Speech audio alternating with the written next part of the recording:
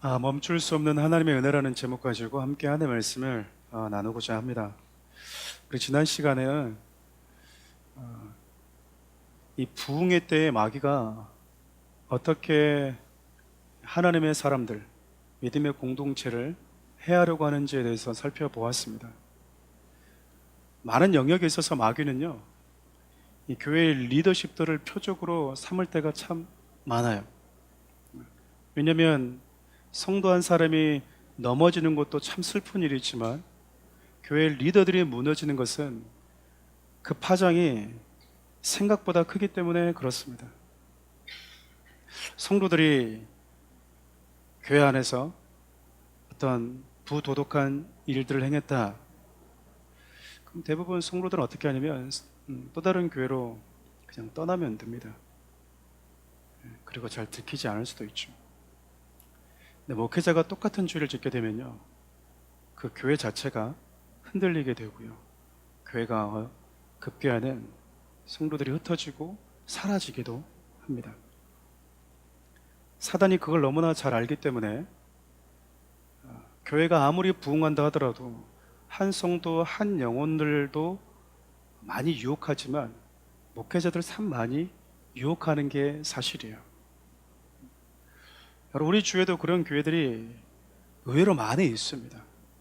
목회자의 연약함으로 인해서 성도들이 뿔뿔이 흩어지고 교회가 문을 닫고, 더 나아가서는 그것이 성도들에게 트라우마로 남아서요, 교회에 대한 그리고 목회자에 대한 불신으로 이어질 때도 있습니다. 그 트라우마는 전혀 나와 상관없는, 나를 한 번도 보지 못했던 목사님이 하나님의 선한 말씀을 사랑의 마음을 가지고 선포한다 하더라도 내가 상처받은 그 단어와 이슈를 언급하게 되면 마음을 일단 닫고 볼 때가 많아요. 소위 만약에 목사님이 헌금을 횡령하거나 물질로 넘어졌다 그러면 다른 교회 가서 목사님이 헌금이나 물질된 메시지를 전하면요, 이 교회도 똑같은가? 이 교회도 돈 강조하나? 헌금 강조하나? 라고 하면서 일단 마음을 닫아버리는 것이죠. 그 목회자가 잘못한 것이지 하나님의 잘못한 게 아님에도 불구하고 성도들 마음속에, 연약한 성도들 마음속에요, 그것들이 크고 작은 상처, 트라우마로 남아서 믿음 안에 더 깊이 들어온다든지 믿음의 진보를 하는 데 있어서 상당히 방해가 될 때가 아주 많습니다. 그래서 여러분들은 서로를 위해서도 기도해 줘야 되지만 특별히 교회 리더십들을 위해서 많이 기도해 주셔야 됩니다. 그리고 목회자를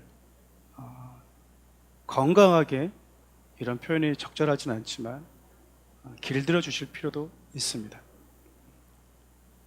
막 갖다 주는 게 목회자를 좋아하는, 목회자를 이렇게 위한 것은 아니거든요. 그럼 그뿐 아니라요, 사단은 세상의 권력자들, 힘 있는 자들, 정치 세력, 각종 문화, 이념, 영화, 음악까지 할 수 있는 모든 것을 다 동원해서 교회에 대한 부정적인 여론을 심어주기도 합니다. 그럼 할렐루야라고 하는 것은 하나님을 우리 함께 찬양합시다라는 뜻이거든요. 아멘, 이 말은 하나님, 나는 당신의 말씀에 동의합니다. 당신의 말씀은 진리입니다 라고 하는 뜻이거든요. 이 좋은 단어들을 세상이 희화화해버렸어요. 어둠의 영들을 향해서 그 영혼을 묶고 있는 어둠의 영, 마귀, 사탄은 그 결박을 풀고 떠나갈지어다 라고 하는 그 권세 있는 그 기도가, 너 사탄 들렸어? 라고 하는 거 바뀌어버렸어요. 너 사탄 들렸어. 우리가 하나님을 찬양하면서 할렐루야 하는 게 아니라 할렐루야, 할렐루야. 마치 십자가에 못 박히시기 위해서 이 땅에 오신 예수님에게 왕이라고 칭하는 그에게 붉은 흉포를 입히면서 갈대를 쥐어주면서 머리를 때리면서 왕이여, 왕이여 라고 조롱했던 로마의 군사들처럼 교회가 그렇게 조롱을 받고 있을 때가 있죠. 학창 시절에 제가 성경을 가지고 다니면서 학교에서 읽었었거든요. 그때가 중학교 1학년 때였습니다. 처음 중학교 1학년 때 제 돈으로 성경책을 사서 학교에서 읽기를 시작했어요. 여러분, 학교에서 성경 읽는 게 쉬울까요? 어려울까요? 왜 어려울까요? 친구들의 시선이요. 참. 그래서 늘 처음에 성경 읽을 때 성경을 읽으려고 아침 일찍 갔습니다. 새벽 예배가 없는데도 불구하고 아침 5시 반에 일어나서 가는 길에 교회 들려서 기도하고 아침 6시 반에 도착해서 혼자 성경을 읽는 거예요. 친구들 오기 전에. 그런데 하나님이 제 마음속에 어떤 마음을 주시냐면 점심 먹고도 읽으면 참 좋겠다라는 마음을 주셨거든요. 도시락을 까먹고 나서 성경을 읽어야 되는데 이때는 이제 친구들이 다 보잖아요. 그래서 이렇게 잠바를 이렇게 둘러쓰면서 이렇게 혼자서 봤거든요. 친구들이 뭐 하냐고. 운동을 좀 좋아했기 때문에. 너 뭐 하니? 아파. 조금 열이 나. 좀 컨디션이 안 좋아. 그러면서 성경 보고 이렇게 몰래 집어넣고 그랬거든요. 근데 그러고는 제 모습이 어쩔 수 없이 두렵고 시선이 나를 어떻게 볼까? 라는 그 마음 때문에 잠바를 뒤집어 쓰고 성경을 보긴 했지만 늘 그러고 성경을 다시 집어넣으면 가장 죄송스러운 분이 예수님이셨거든요. 죄인된 나를 당신의 자녀라고 당당하게 말하신 그분과 달리 나는 전능하고 전능하신 그 창조주 하나님을 내 아버지라고 내가 믿는 분이라고 내가 이렇게 당당하게 얘기를 못하지. 그래서 여러분 일주일 만에 잠바를 걷어 젖혔습니다. 그럼 친구들이 어떻게 얘기를 했을까요? 멋지다, 멋지다 이게 아니고요, 제 앞에 와서 무릎을 꿇는 거예요. 제 앞에 와서 할렐루야 하면서 정경에 무릎을 꿇는 게 아니고요, 놀리려고 무릎을 꿇으면서 할렐루야 아멘. 그때부터 제가 김 목사라는 별명을 갖게 됐거든요. 어쩔 수 없이 목사가 되어야 되는 운명을 타고나 버린 거죠. 별명이 할렐루야 아니면 김 목사였거든요. 복도도처럼 만나면 할렐루야 이러고 가는 거예요. 어렸을 때 제가 이렇게 막 싸움질도 하고 그랬는데 싸움질 못 하겠는 거예요. 이제. 왜냐면 다 알아. 할렐루야 할렐루야 이러고 돌아다니니까. 근데 그 비난이 부끄럽더라고요. 저는 부끄럽더라고요. 여러분 TV와 언론들이 그리고 다른 여러 가지 그 음악이나 이 브라운 이 스크린이요, 성도들로 하여금 사단이 그 배우의 수많은 교회에 대한 또 성경에 대한 하나님에 대한 부정적인 이미지를 막 심어놔서 성도들로 하여금요 내가 믿는 믿음에 대해서 당당하지 못하게 만들어 버렸어요. 그럼 그뿐 아니죠. 역사적으로 보면요, 마귀는 교회를 무너뜨리는 데 있어서 리더십들을 실질적으로 잡아서 죽이는 경우도 많이 있었습니다. 근데 그때마다 교회는 뭐 해왔는가? 서로를 위해서 기도해 왔다라는 거예요. 그 위기에서 그 위험에서 벗어날 수 있는 힘을 달라고 기도했다기보다는 각자가 처해진 그 믿음과 그들이 도전받고 있는 그 자리에서 신앙을 잘 지켜낼 수 있도록, 믿음을 끝까지 지킬 수 있도록 기도했던 거예요. 우리가 지난 시간에 그렇게 이런 부분을 나누면서 서로를 위해서 기도하는가? 그 기도는 하나님께서 내게 오시는 길을 만드는 것이다라고 우리가 생각하고 또 나눠보았잖아요. 여러분, 전능하신 하나님이요, 내 인생 가운데로 들어오셔서 일하실 수 있도록 하는 그 비결이 기도예요. 다리를 놓는 거거든요. 주님이 내게 오실 수 있도록 하는 것. 여러분, 전능하신 분임에도 불구하고 우리가 기도하지 않으면 그분이 내게 오셔서 일하지 못하도록 내가 가장 앞장서서 가로막고 있는 꼴이 된다라는 거죠. 여러분, 자녀를 사랑하십니까? 그러면 자녀를 위해서 기도하십시오. 여러분, 어린아이들 어떤 기도를 할 수 있겠습니까? 하나님을 잘 알지 못하는 우리 아이가 어떻게 기도할 수 있겠어요? 근데 여러분, 내가 우리 자녀를 위해서 기도할 때 하나님이 내 자녀에게로 다가갈 수 있는 그 길을 만드는 거 부모가 해줘야 되는 거예요. 어쨌든 여러분, 야고보는 살지 못하고 순교했습니다. 근데 베드로는 성도들의 그 간절한 중보로 인해서 구사일생으로 감옥에서 나오게 돼요. 똑같은 사도였는데 어떤 사도는 죽었고 어떤 사도는 나오게 되었어요. 우리는 이 두 가지 가지고 갑을 논박하는 걸 참 좋아할 때가 있습니다. 왜 야고보는 하나님이 죽이신데 가만히 내버려 두었고 베드로는 살려주었는가? 성경은 거기에 관심을 갖기를 원하지 않아요. 각자의 삶의 여정이 다 다릅니다. 각자의 삶의 자리에서 하나님이 요구하시는 믿음의 태도가 다르죠. 그리고 여러분과 저의 인생 가운데 하나님이 계획하고 계신 그 계획도 다릅니다. 그저 우리는 뭐 하면 되는 거죠? 나에게 주어진 상황과 환경 속에서 믿음을 지킬 뿐인 거예요.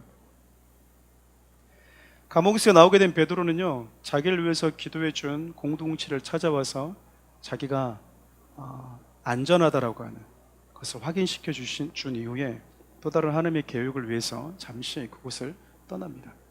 가끔 이제 소위 우리가 그런 말들 하잖아요. 객기 부린다라고 하잖아요.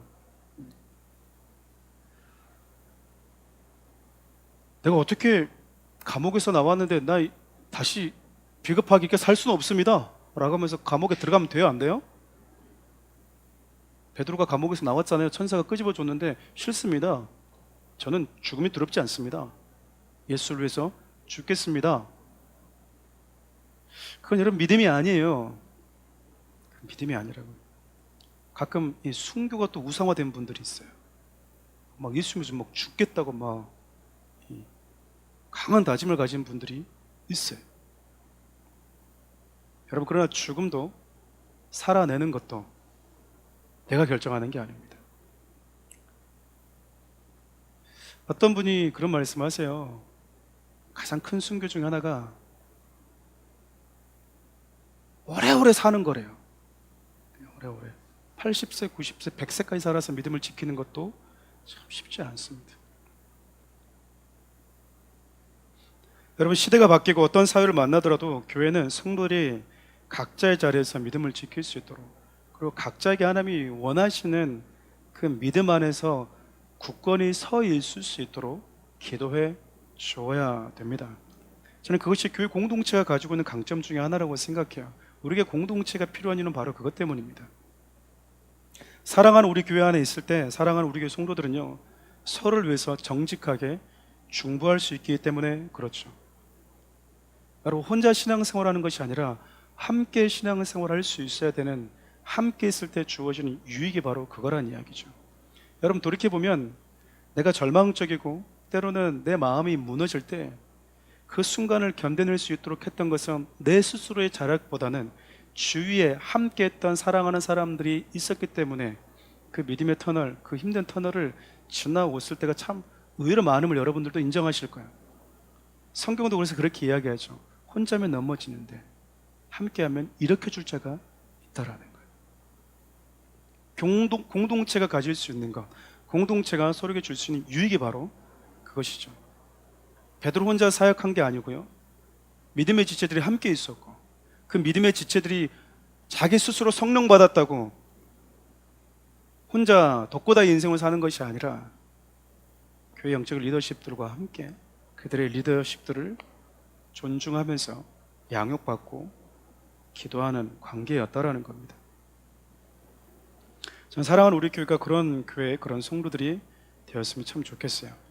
오늘 저와 여러분 읽었던 본문을 보면요, 헤롯은 하나님의 놀라운 기적을 경험하잖아요. 그렇죠. 그러나 지금 베드로가 감옥에서 지금 도대체 몇 번 나온 겁니까? 그렇죠. 들어가면 나오고 들어가면 나오고, 대세상들이 잡으면 들어갔다가 또 나오고 또 나오고, 감옥 체질이 아닌 거예요. 이 친구는. 그렇죠? 들어가면 하나님 자꾸 뭐 해주죠? 빼줘버리잖아요, 자꾸. 야곱은 한 번 들어가는데 그냥 하나님이 데려가 버리셨는데. 그럼 여러분, 베드로는 이 헤롯은 어떤 마음을 가지고 있었을까요? 너희들을 못 죽인 그 베드로 나는 반드시 죽이겠다 근데 6월절이네? 좀 지나서 내가 잡아 죽여야지. 근데 베드로가 보이지 않는 거야. 여러분, 베드로가 이 기적적으로 감옥에서 나오게 되었는데, 그것을 알게 된 헤롯이 뭐 하냐면요, 회개하거나 하나님의 살아계신 분이시구나, 위대하신 분이구나, 16명이나 4명씩 4명씩 4명씩, 여러분 그 한 명을 지키고 있어. 16명이 여러분 포위하고 지키고 있었는데 어떻게 그들의 눈을 속이고 나올 수 있냐 그 말이죠. 그럼 우리 여러분, 하나님의 살아계심이 충분히 드러나면 그 믿음을 갖게 돼야 될 것 같은데 그렇지 않았다 그 말이죠. 오히려 더 교만한 행동을 합니다. 여러분, 우리도 마찬가지죠. 보여주면 믿을게요. 여러분, 근데 성경의 논리는 믿음은 보는 듯이 생기는 게 아니라고 해요. 믿음은 어떻게 생기죠? 들으면서 생긴다고 합니다. 여러분, 돌이켜보면 여러분들이 가지고 있는 수많은 믿음은요, 들으면서 왔어요. 들으면서 왔어요. 태어날 때 여러분, 엄마의 자궁 문을 열고 나와서 우리 엄마인지 확인했기 때문에 그분이 내 엄마라고 믿는 사람은 있습니까? 이런 분들은 돌봐줘야 되는 거예요. 나는 봤기 때문에 이분이 우리 엄마입니다. 태어나는 순간부터 내가 봤어요. 나올 때부터 나는 일단 엄마 얼굴부터 확인했습니다. 이런 분들은 돌봐줘야 되는 거예요. 말도 안 되고 논리도 안 되지만, 논리도 별로 없지만 이분이 내 부모라고는 믿으면요, 들으면서 왔어요. 들으면서 왔다고요. 여러분 살아가고 있는 삶에 있어서 이게 있어야 돼, 저게 있어야지 행복하대 라고 하는 그 신념과 믿음은 다 어디서 왔습니까? 다 배우면서 왔어요. 다 들으면서 왔다고요. 이스라엘 백성들보다도 더 하나님의 살아계심과 전능하심을 많이 본 민족은 없습니다. 그들이 하나님을 절대적으로 믿고 순종하며 따라오던가요? 아니요. 눈만 잠깐 치켜들면 구름 기둥과 주위에는 불 기둥이 있음에도 불구하고 아침에 한 번이 아니라 40년 동안 심지도 않은 만나를 먹었음에도 불구하고요, 하나님에 대한 믿음이 생기지가 않는 거예요. 헤롯도 하나님의 기적처럼 이 기적을 보았음에도 불구하고요, 믿지 않는 거죠. 신약에 총 헤롯이 4번 등장하거든요. 예수님이 십자가에 못 박히실 때 여러분, 그 헤롯 있잖아요. 빌라도가 예수님에게서 죄를 찾지 못해서 헤롯에게로 보내버렸잖아요. 근데 헤롯이 예수님을 보고 싶어 했어요. 왜 보고 싶어 했죠? 왜 보고 싶어 했죠? 예수님이 메시아라는 것을 믿고 고백하기 위해서 그랬나요? 아니요. 기적을 많이 행했다고 하니까 좀 신기한 거, 어떤 거 좀 이렇게 행하는지 좀 보려고 그랬던 거예요. 너 아주 놀라운 기적들을 많이 행한다면서 내 눈앞에서 한번 보여줄 수 있어?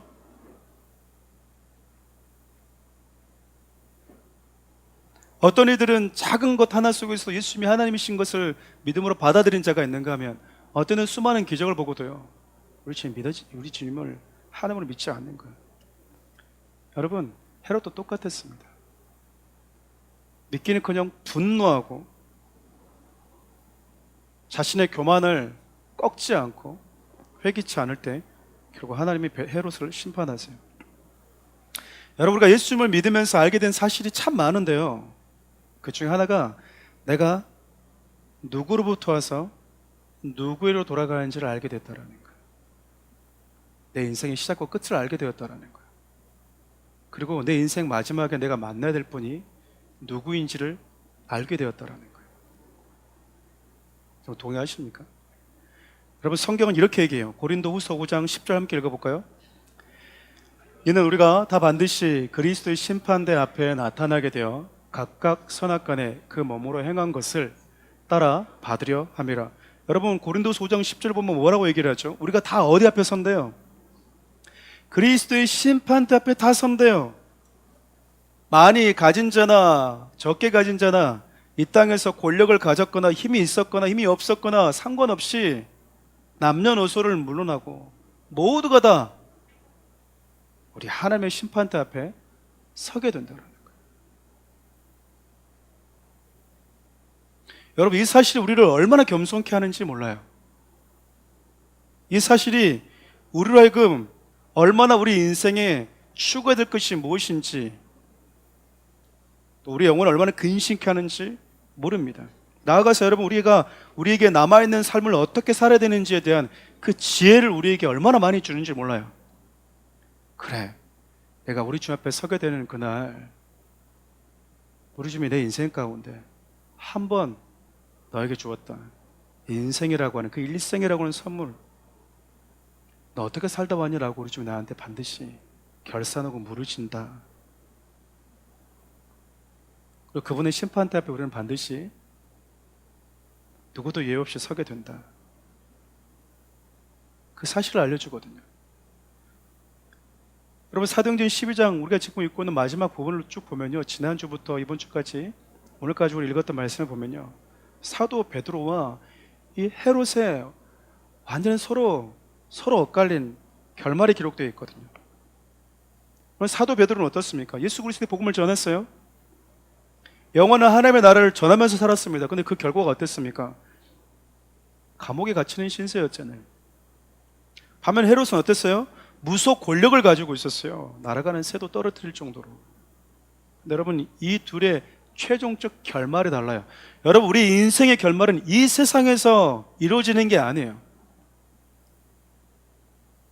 여러분, 우리 인생의 최종적인 결말은요, 이 땅에서 결판나는 게 아니다, 그 말이에요. 눈을 감는 그날 결정되는 게 아니고요, 그분 앞에서 우리 인생의 결말이 결정돼요. 여러분, 사도 베드로는 감옥에 갇혀서 결박된 것 같았지만 하나님의 계획 속에서 감옥에서 빠져나와서 또 다른 하나님의 계획 속에서 생명을 살리는 자로 그의 삶이 ING 되고 있어요. 오늘 본문의 헤롯은요, 그 결말이 비극으로 끝납니다. 여러분, 헤롯을 보면 오늘 말씀을 이렇게 쭉 읽어보면요, 지난주부터 마찬가지지만 자신에게 주어진 이 권력을 유지할 수만 있다면 뭐든지 할 수 있는 탐욕적이고 잔인한 사람이라는 것을 알 수 있어요. 헤롯이 여러분 유대인들의 환심을 사기 위해서 야고보를 처형하잖아요. 급기야 여러분 베드로까지 처형할 계획을 가지고 있었는데 자기 뜻대로 되지 않았습니다. 여러분 생각해보면 그래요. 항상 우리가 우리 뜻대로 될 것 같은데, 힘 있는 자들에 의해서 세상이 움직일 것 같은데,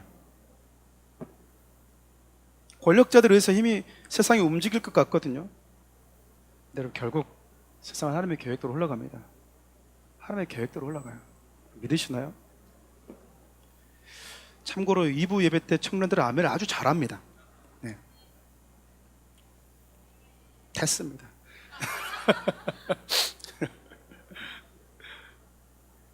오늘 말씀 보면 헤롯이 뭐 하죠? 감옥에 가두었던 베드로를 죽이려고 했었잖아요. 왜 그러냐면 야고 한 명을 죽였는데 불구하고 인기가 올라간 거예요.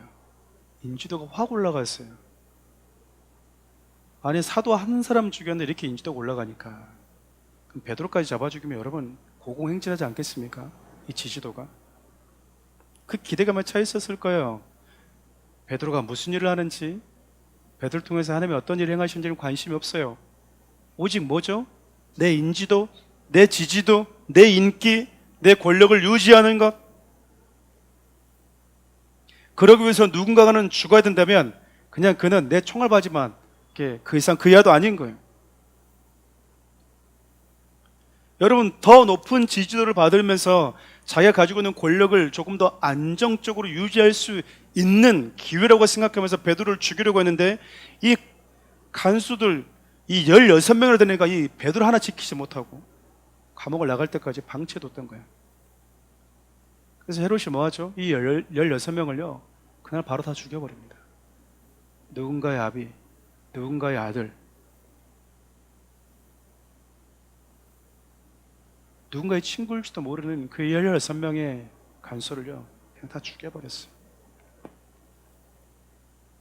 헤롯이 얼마나 분노에 가득 찬 사람인지, 자기의 권력을 유지할 수 있다면 다른 사람의 안위는 아랑곳하지 않는 사람인 것을 단적으로 보여주죠. 우리 20절 말씀도 함께 읽어볼까요? 헤롯이 들어와 시돈 사람들을 대단히 노여하니 그들의 지방이 왕국에서 나는 양식을 먹는 까닭에 한 마음으로 그에게 나와 왕의 침소 맡은 신하 블라스도를 설득하여 화목하기를 청한지라. 여러분, 두로와 시돈은 항구 도시거든요. 무역으로 먹고 사는 곳이었어요. 여러분 솔로몬이 성전 지을 때도 이곳에서 백향목을 갖다 주었는데 이 땅은 무역으로 돈을 많이 축적한 땅이긴 하지만 참 아이러니하게도 뭐가 안 나냐면 곡식이 잘 안 나요. 땅 자체가 돈은 많은데 곡식이 없어요. 상대적으로 곡식이 잘 나는 이 유대 땅에서 이 곡물을 수입해서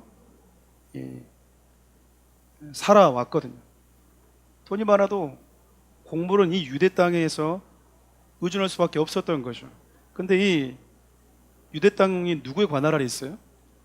헤롯 관할 아래 있었거든요. 물론 두로와 시돈은 전체적으로 보면 로마 제국 식민지에 있었어요. 그러나 헤롯은 자기의 영향력에 미칠 수 있는 그 곳에서 이들의 곡물을 무역을 제한하면서 자기의 영향력을 자꾸 과시하고 싶었던 거죠. 근데 이들이 지금 두로와 시돈이 헤롯 자기가 아니라 헤롯과 가까운 블라스토와 내통하고 있다는 것을 알게 되죠. 그러니까 헤롯이 또 뭐하죠? 분노하는 거야. 여러분 절대적인 권력을 가지고 있다고 생각하는 사람은요 그 권력을 나눠주고 싶어 하지 않아요. 그러니까 보통 이 제왕적이라고 하잖아요. 이 교회도 마찬가지죠. 여러분 교회에서 가장 지위가 높은 분은 누구죠?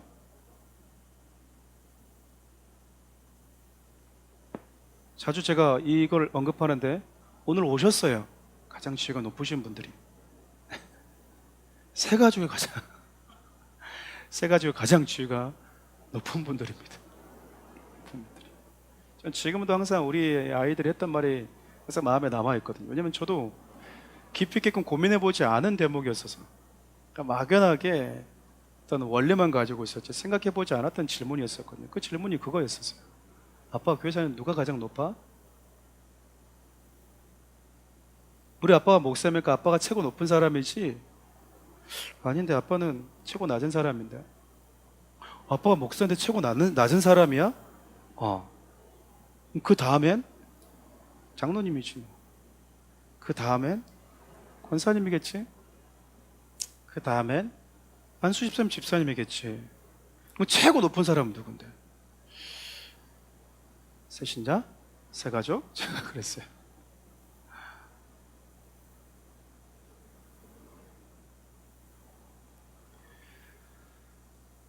교회는 기독교라고 하는 이 하나의 말씀이 지배하는 곳인데 말 그대로 기독, 예수님을 배우는 곳이잖아요.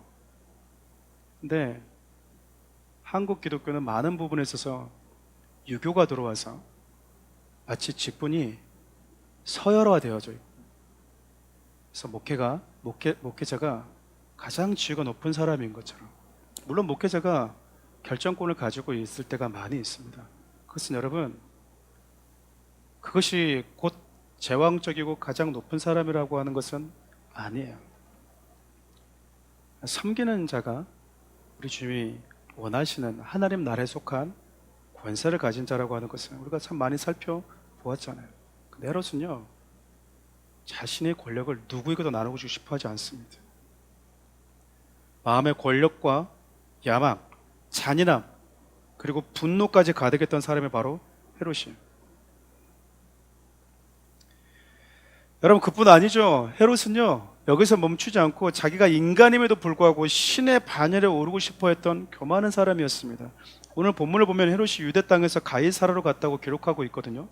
별 의미 없는 기록인 것 같은데 굳이 왜 이것을 기록해 놓았을까? 가이사라는 여러분 가난한 사람들이 살았던 곳이라고 그래요. 여러분 가난한 사람 살고 있으니까 이 유대 땅을 통치하고 있던 헤롯이 봤을 때는 어떻겠습니까? 살고 싶어하는 곳은 아니었겠죠. 근데요 헤롯이 머리가 잘 돌아갔어요.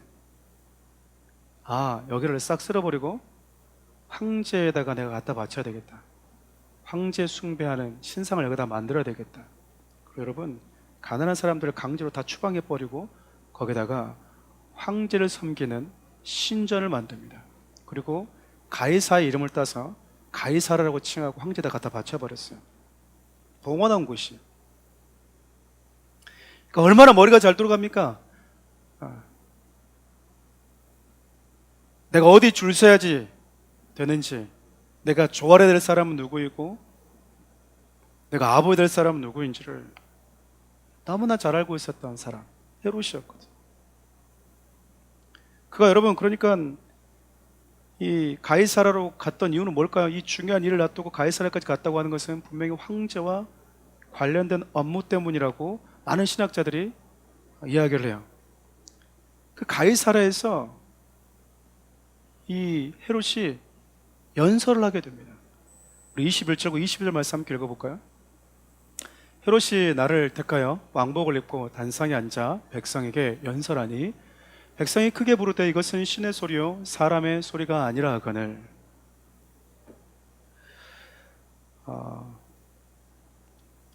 역사가들, 특별히 유대의 역사가 요세푸스에 의하면요, 저 상황을 조금 자세하게 묘사를 하고 있거든요. 그러니까 여기서 헤롯이 입었던 왕복은 왕복이 아니고 그냥 연회복이라고 보는 게 더 맞아요. 연설도 아주 잘했다라고 이야기를 합니다. 그가 여러분 백성들 앞에서 연설하는 날, 연설하니까 백성들이 어떻게 반응하냐면, 와, 이는 신의 목소리다, 신의 소리와 같다 라고 환호를 했대요. 기록에 하면 이 은빛 색의 옷을 이 헤롯이 입었다고 하는데, 이 지중해가 태양에 떠오르는 그 시점에 맞춰서, 오전에 그 시점에 맞춰서 이 지중해를 이렇게 등지고 이렇게 딱 연설을 했대요. 한번 생각해 보세요. 지금도 제 뒤에 조명이 있잖아요. 그렇죠. 여러분, 지중해 해가 딱 뜨게 되면 그 빛이 이 옷을 반사하게 되면 옷이 어떻게 바뀔까요? 반짝반짝반짝반짝 빛나요, 진짜로. 히트로도 연설을 잘했다고 하는데 연설의 이 대가였거든요. 말만 잘하는 게 아니고 여러분, 환경, 내가 연설할 때 대중들의 마음을 사로잡을 수 있는 게 무엇인지 모든 것을 다 활용할 수 있는 사람, 연설의 대가거든요. 말만 잘해서 여러분 이 대중들의 마음을 얻을 수 있는 게 아니에요.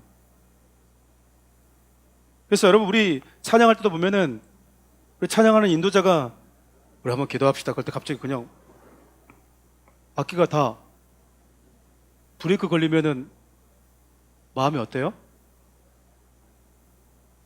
물론 우리는 훈련이 돼서 기도가 잘 나오겠죠. 네.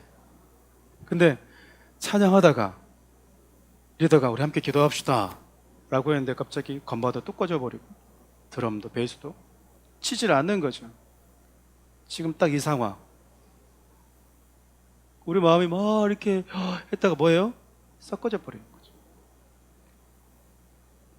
그런데 할렐루야 하는데 막 악기가 연주가 되고 있으면 우리 마음이 어때요? 저만 그렇습니까? 이걸 다 뭐 하는 거죠? 이걸 좋다 나쁘다고 보는 것은 전 지롭지 않다고 생각해요. 물론 우리가 하나님의 말씀에만 영향을 받아야 되겠죠. 그러나 하나님 주신 것들을 활용해서 이들이 말씀 안에 들어올 수 있다면 저는 뭐 나쁘지 않다고 생각합니다. 헤롯이요, 환경과 주의 사물들을 연설할 때 그렇게 잘 사용한 거예요.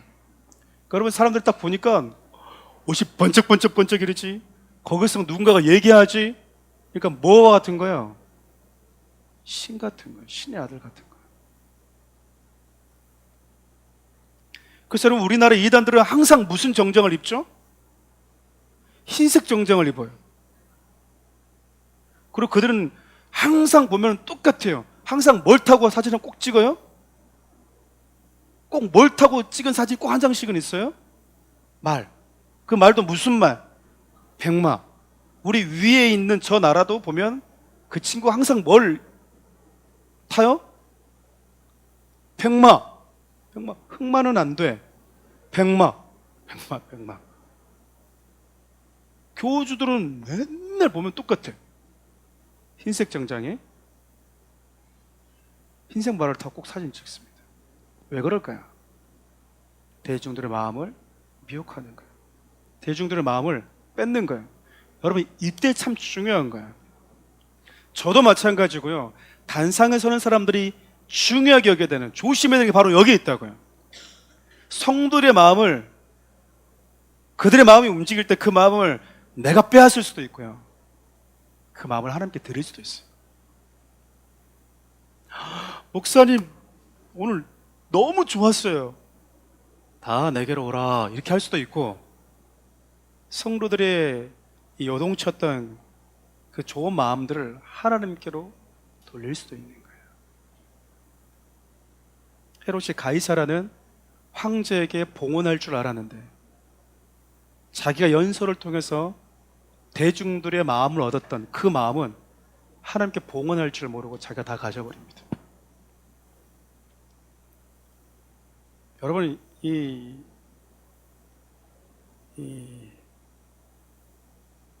우리가 소위 보면 이 제비라고 그러잖아요. 카사노바 같은 제비들이 여러분, 이 사모님 하면서 뭐 하는지 아시죠?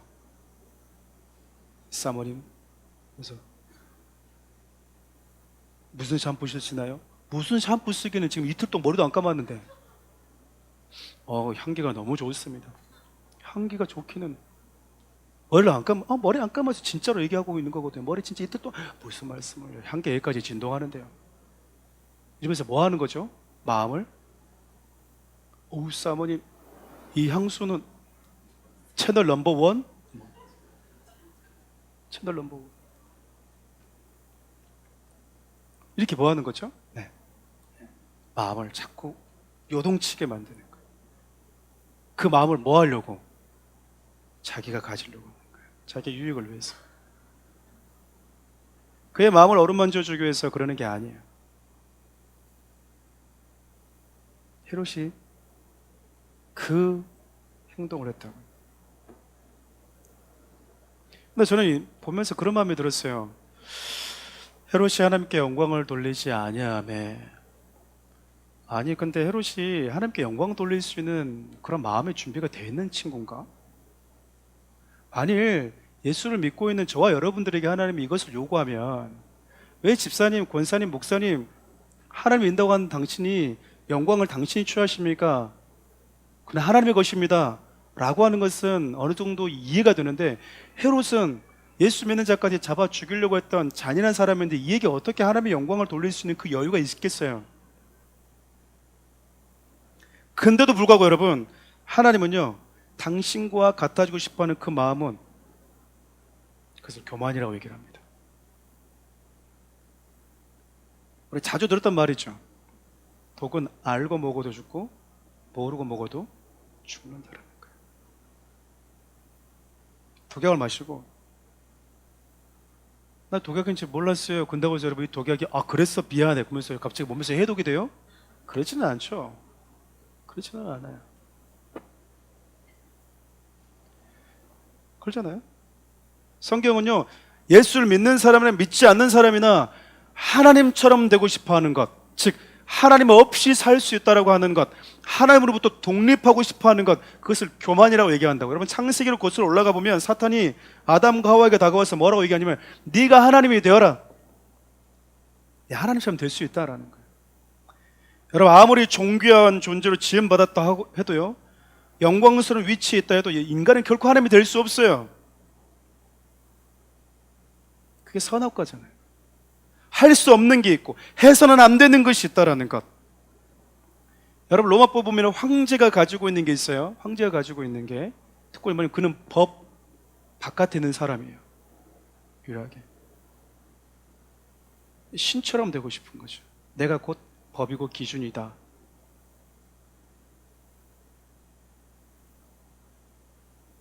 사단이 와서 그 행동을 하는 거예요. 내가 하나님이 되어라. 네 삶의 주인이 네가 되어라. 네가 신이 되어라. 네가 하나님이 되어라. 여러분, 탐욕적이고 잔인하고 분노가 가득했고 교만했던 헤롯이요, 이제 경계를 넘어가기 시작하는 거예요. 그 결과가 어땠습니까? 가장 높은 자리에 올라갔다고 느껴지는 그 순간, 당신의 신과 같습니다, 당신은 하나님이라고 생각이 들 정도로 위대한 사람입니다 라고 하는, 가장 높은 자리에 있다고 느껴지는 그 순간 가장 낮은 자리, 비참한 자로 추락해버려요. 우리 23절 말씀 함께 읽어봅시다. 헤롯이 영광을 하나님께로 돌리지 아니하므로 주의 사자가 곧 친히 벌레에게 먹혀 죽으니라. 역사가 요세푸스에 하면요, 헤롯이 급성 복통을 앓다가 5일 만에 죽었다 라고 기록을 해요. 많은 학자들은 아마도 장내에 살고 있는 회충으로 인해서 장폐색증을 일으켜서 죽었을 것이다라고 보고 있습니다. 그 눈에 보이지 않는 그 작은 회충에 의해서 그 왕이 죽어버렸다는 거예요.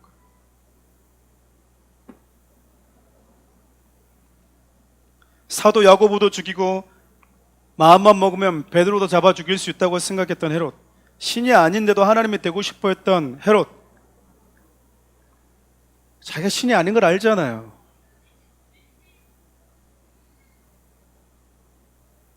근데 여러분, 작은 벌레에 의해서 뭐 한 거죠? 이 결말이 너무 비참하게 끝나버렸어요. 가장 높은 곳에 있다고 자부했던 자가 눈에 보이지도 않는 작은 벌레에 의해서 최후를 맞이하는 정말 아이러니한 일이 벌어져 버린 거죠. 성경은 교만을 패망의 선봉이라고 합니다. 성경에서 말하는 교만은요, 하나님으로부터 독립이에요. 하나님의 말씀과 상관없이 살아가는 것, 하나님 없이도 살 수 있다라고 하는 것, 그걸 교만이라고 얘기를 한다고요. 그래서 여러분, 멸망하는 것에 있어서, 네가 망하는 데 있어서 가장 그 독소가 바로 교만이라는 거예요. 멸망하고 싶은 자, 교만하라는 거잖아요. 이 말은 여러분, 하나님을 부정하고 자신이 하나님의 자리에 앉으려는 교만의 결말이 얼마나 비극적인지 우리에게 가르쳐 줍니다. 사탄은요, 헤롯을 통해서 사도들을 잡아 죽이고 복음의 제동을 걸려고 했어요.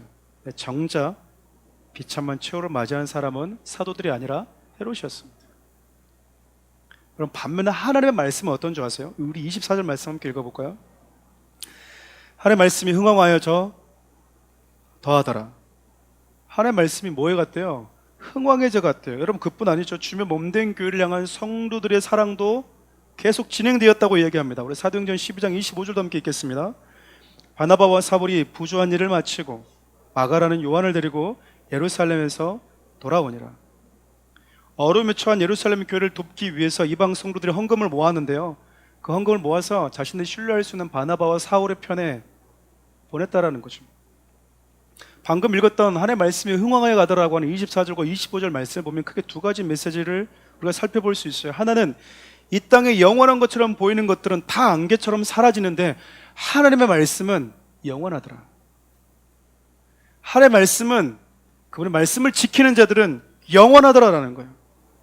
우리가 자주 부르는 찬양의 가사가 담겨져 있는 이사야 40장 8절은 이런 말씀이 있어요. 함께 읽어볼까요? 풀은 마르고 꽃은 시드나 우리 하나님의 말씀은 영원히 서리라 하라. 우리 시편 103편 15절도 함께 읽어볼까요? 인생은 그날의 풀과 같으며 그 양화가 들의 꽃과 같도다. 이사야 선지자가 말하고 있는 풀과 꽃은 우리 인생들을 의미한다고 볼 수 있겠죠. 제 아무리 세상을 좌우지하는 권력을 가지고 있다 해도 인생은 안개처럼 사라진다라는 거예요. 우리 이전에 살았던 수많은 왕들, 권력자들 다 사라지듯이 저 여러분들이 늙어가고 있다고 하는 것은 점점 사라져가고 있다고 하는 의미이기도 하거든요.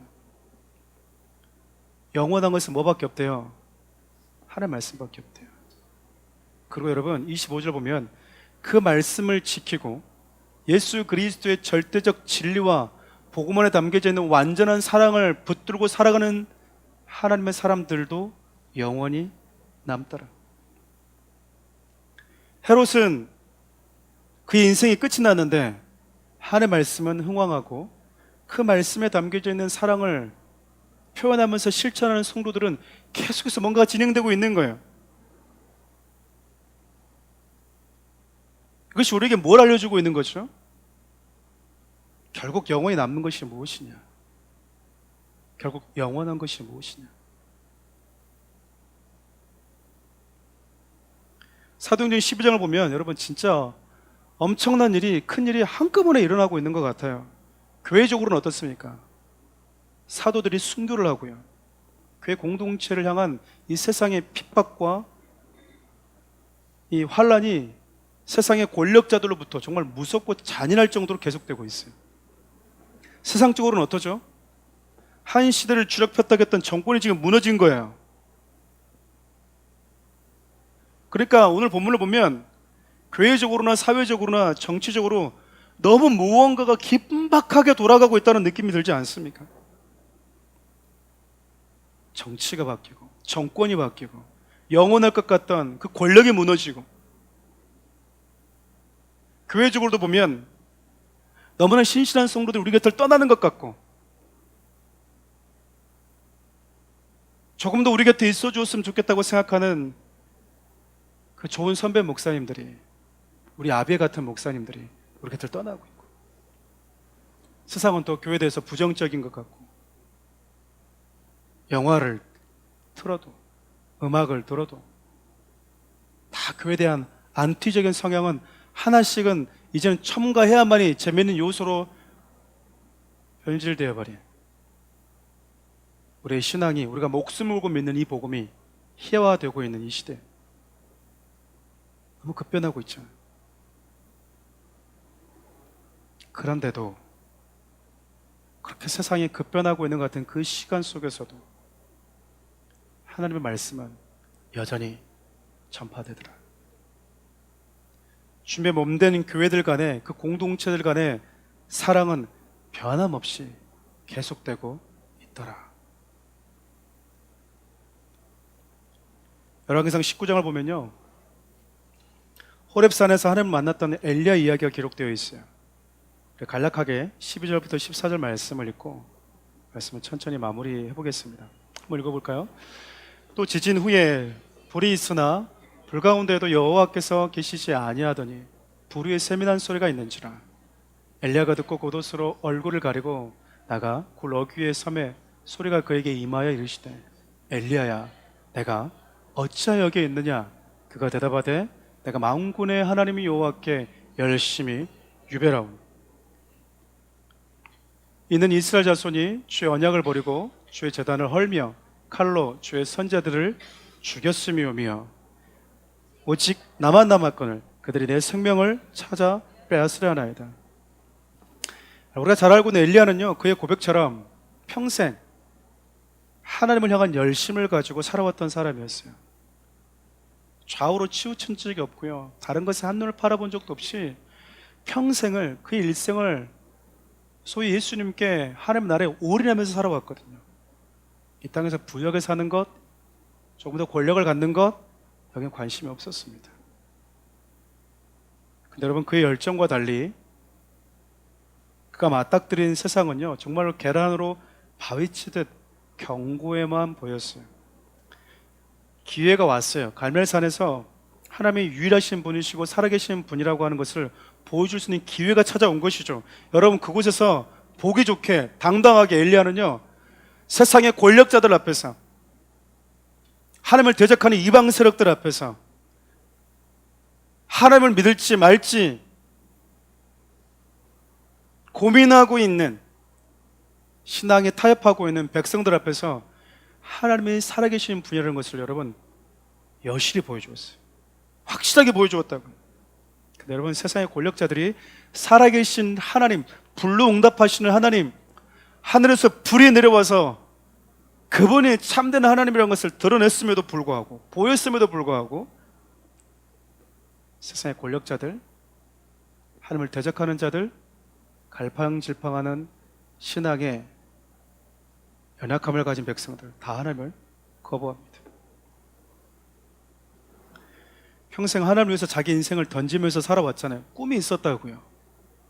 꿈이, 하나님의 살아계심을 백성들이 알기를 바라고, 하나님의 영원한 분이심을 알기를 바라고, 그분께 속한 나라가 영원한 나라이라면 나라가 된다는 것을 가르쳐주기 위해서 그 일생을 통째로 내어들었는데, 여러분, 하나님의 살아계심을 보여줘도 세상이 미동도 하지 않는 거예요.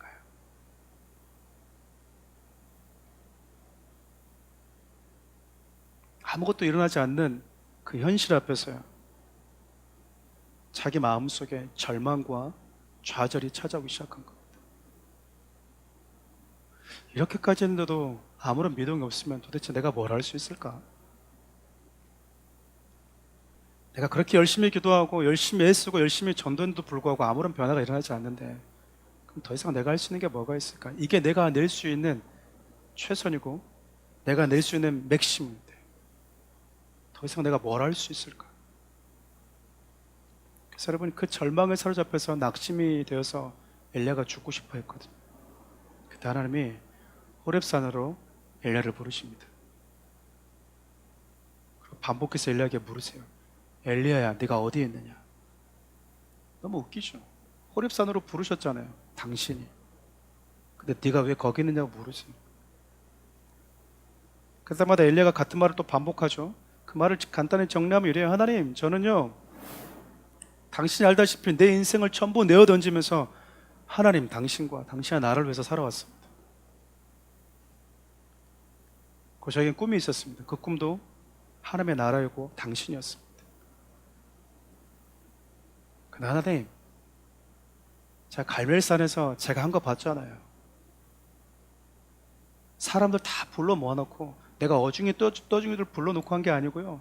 세상에 힘 있는 자들, 왕부터 시작해서 권력자들, 정치가들,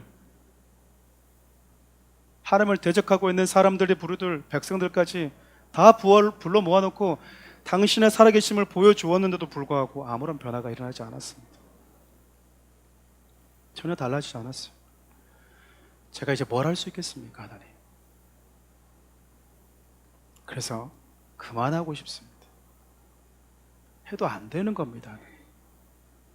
지금 그렇게 반응하고 있는 거예요. 내가 하나님께 열심히 있었습니다라고 하는 그 말이 이 말이거든요. 하나님이 뭐라고 얘기하시죠? 고생했다, 내 아들아. 애썼다, 내가 알고 있다. 여러분, 그렇게 말해주시면 얼마나 좋겠어요. 하나님이 여러분 정말 동문서답 하듯이 얘기합니다. 누구를 왕으로 세우라, 누구를 왕으로 세우라, 누구를 선지자로 세우라. 무슨 얘기죠? 그만 가고 싶다고 하는데 지금 엘리야는 하나님은 계속 가겠다라는 거예요. 그만하고 싶다는데 하나님이 계속 가겠대요. 아무런 변화도 일어나지 않아서 안 될 것 같다는데 하나님은 계속 가겠다고 하는 거예요. 사랑하는 우리 성도 여러분, 말씀 마무리할게요. 세상이 급박하게 돌아가고 또 시대가 바뀌어도 하나님은 계속 일하셨고 지금도 일하고 계십니다. 만일 그때 엘리야처럼 우리 하나님도 그러지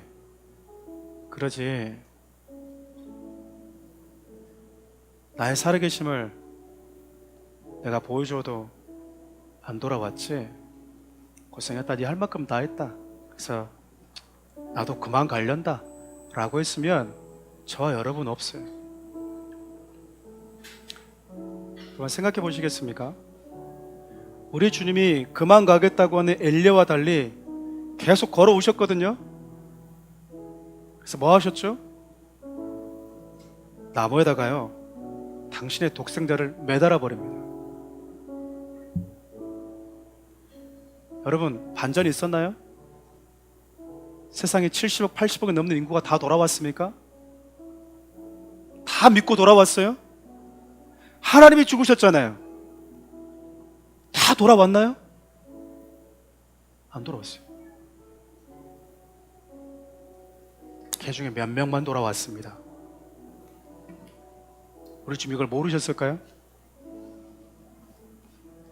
그거 알고도 뭐 하신 거예요? 그러니까 우리 주님은 멈추지 않고 오신 겁니다. 요한복음 5장 16절부터 17절 보면 우리 예수님이 그렇게 질문을 하세요. 왜 안식일 일합니까? 라고 하니까요, 우리 아버지가 아직까지 일하셔서 나도 일한다라는 거예요. 유대인들은 안식일에 일하는 예수님에 대해서 비난했지만 안식일에 일하셨던 예수님은 진짜 우리에게 안식을 주시려고 일하셨던 거였거든요. 사랑하는 우리 성도 여러분, 오랫동안 기도해 왔는데도 불구하고 달라지지 않은 환경들이 있을 거예요. 믿음을 지키면서 살아왔고 그리스도에서 살아가려고 애를 써왔는데도 불구하고 내 인생 가운데 내 주위에 세상에 미동도 하지 않을 것 같은 그런 경고해 보는 상황들 우리 만날 수 있거든요. 그래서 그만하시겠습니까? 아니면 가시겠습니까? 야고보가 죽었대요. 베드로는 감옥에서 풀려났대. 어디로 갔는지도 모르겠어. 헤롯이 죽었대.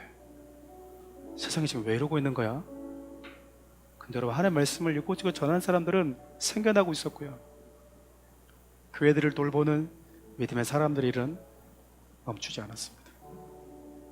사랑하는 우리 성도 여러분, 세상이 달라지지 않는 것 같아도 우리 주님의 마음이 요동치고 있어요.